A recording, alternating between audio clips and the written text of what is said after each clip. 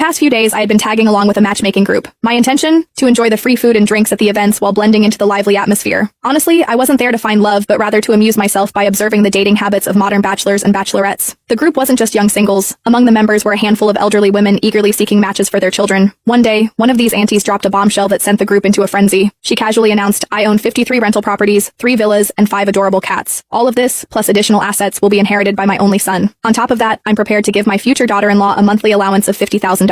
The chat erupted with messages from women of all backgrounds vying for her attention. Questions flooded in, asking if her claims were true. With confidence, she affirmed the legitimacy of her statement, but then she added, "There's just one condition. My son is in a vegetative state. I hope his future wife will not mind." Silence fell over the group like a heavy curtain, but I couldn't help chuckling. To me, this sounded like a golden opportunity wrapped in a velvet bow. I had already decided long ago that marriage wasn't in my plans. Why bother tying myself down? Life was better lived on my own terms. But if marrying a man in a vegetative state meant financial freedom, that didn't sound too bad at all. I, Stella Greer, had one great love: money. Without hesitation, I sent her a message in the group chat. "Why would I mind? Your son is clearly my destined sleeping prince." The group exploded in laughter and applause. Messages poured in, calling me bold, funny, and even shameless. I didn't care. To me, it was all worth it. Moments later, the auntie messaged me privately. "Are you being serious? Do you actually want to marry my son? Or are you just joking?" "Of course I'm serious." "Why?" "Because of money," I replied bluntly. There was no point in sugarcoating it. I was in it for the fortune. She fell silent, and I assumed I'd blown my chance. But then to my surprise, I received a transfer notification. She had sent me $500 as a travel allowance and invited me to visit her at Villa 8 in Starlight Bay, located in Crescent Gardens. She promised a warm welcome. Crescent Gardens was the most exclusive neighborhood in the city, with villas averaging over $1 million.